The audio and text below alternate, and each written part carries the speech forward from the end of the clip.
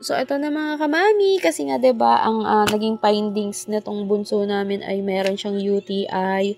So, hindi aaminin ko na hindi talaga kasi kami masyado na rin nagkakakain nitong mga nakaraan ng mga chichirya at ng mga chichirya, ng mga noodles, mga pansit canton, hindi na, bihirang-bihira na.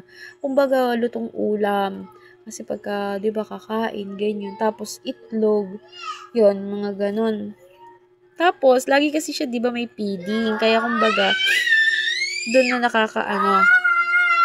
And then, sabi namin baka mamaya sa pagpipigil ng pag-ihi kasi nga kapag ka naglalaro siya at nakakalimutan na talaga niyang uminom ng tubig. Mira, inom ng tubig. Ayan, kumain ka yung uminom ka. So, ayan. So, alam niyo, maraming causes ng pagkakaroon ng infection sa ihi. Minsan sa hindi rin tamang paghuhugas ng ari. So, ayan. Ayun nga, meron siyang bilateral pneumonia at meron din siyang UTI. At eto na nga, kahapon lang siya napadumi. Oo, kahapon ng umaga, 25.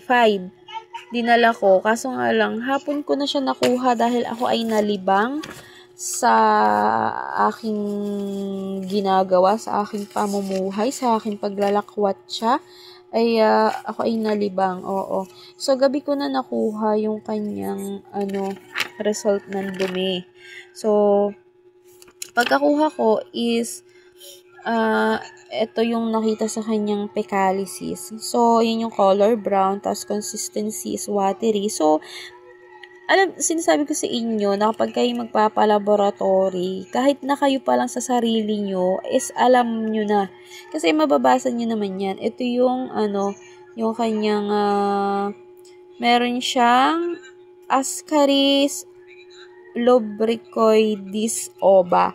So, sinearch ko kung ano yan, isearch mo rin kung ano yan para makita mo kung ano yan. So, yan ay isang uri ng bulate at parang pa lang siya, itlog. So, alam nyo mga ka-idol, siguro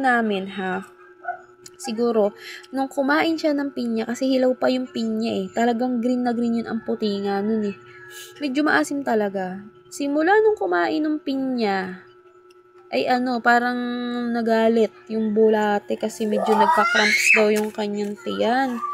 Yung parang paano-ano. Kaya nga pinatingnan namin kasi nga baka mamaya may amoeba kasi 'di ba nagka-history na nga to ng amoeba. At sad to say, nung nagkaroon to ng amoeba last year, ay sumabay ang bulating pagkarami-rami. Talagang pagkarami-rami. So, ayan.